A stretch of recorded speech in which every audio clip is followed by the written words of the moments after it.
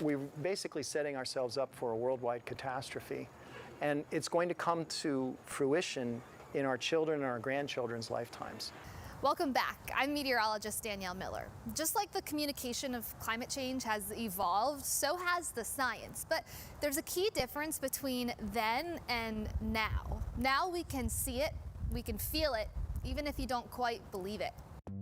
Climate change is something that is happening. We are seeing it even locally, regionally. We're seeing this. Projections are telling us this is happening. We often talk about climate change on the global level, and for important reasons. However, we're far enough into this climate crisis that we're already seeing the effects in our area. We thought of disasters as, say, a tornado happening, and then emergency responders would rush to the scene and they would respond to the disaster. They would help everyone. They would provide them with food and whatever else was needed.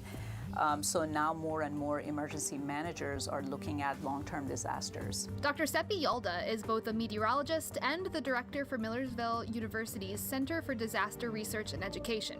For her, the definition of the word disaster has changed. Differences in the seasons themselves, but also the length of the seasons changing. Drought, heat waves, heavy rainfall events, and more of all of them. Extremes, rather than just a usual weather pattern. 10 of the warmest years on record have happened just in this century. By year 2035, we're seeing, over 3 degrees Fahrenheit of temperature increase, which is actually a larger temperature increase than we are going to see anywhere in the United States. Science is kind of easy.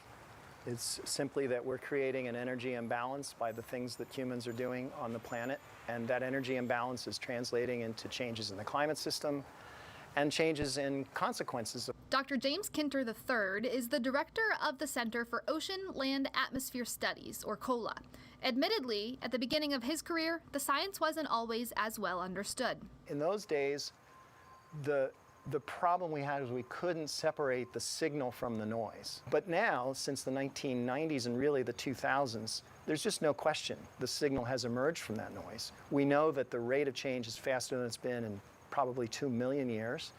And we know that the amount of change is more than it could possibly happen from natural causes. By rate of change, Dr. Kinter means the temperature is changing more quickly than it should be because of natural causes alone. Instead of taking tens of thousands of years or even millions of years to change, it's happening in decades. And that's because human activity is perturbing the climate system. It's basically changing the entire equilibrium energy balance between how much energy we get from the sun and how much energy the planet re-emits into space. We feel some of those effects already. The temperature has already gone up here by more than 1 degree Celsius over just the beginning of the 20th century. The other thing we've been seeing, which is really enormous for us, is precipitation. So we've had something on the order of 5 or 6 major multi-inch per 6-hour rainfall events just in the past 2 months, July and August of this summer.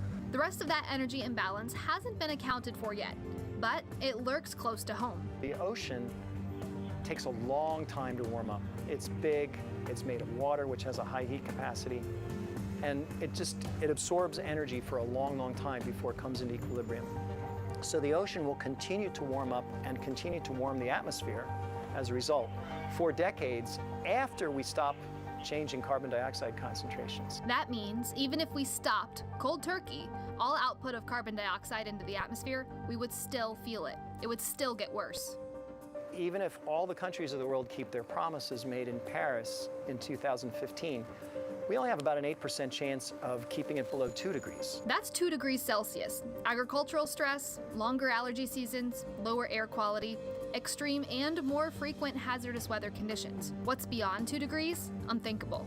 Beyond that number, we reach the point where economic and health impacts are simply devastating. Remember, Dr. Yalda said we're already expecting to see an increase by 3 degrees Fahrenheit by 2035 in Pennsylvania. That's 1.7 degrees Celsius, 14 years from now, right in our backyard. Not some faraway place, not some faraway time. You can't deny what we're seeing right now. In terms of where the clock is, I think we have a decade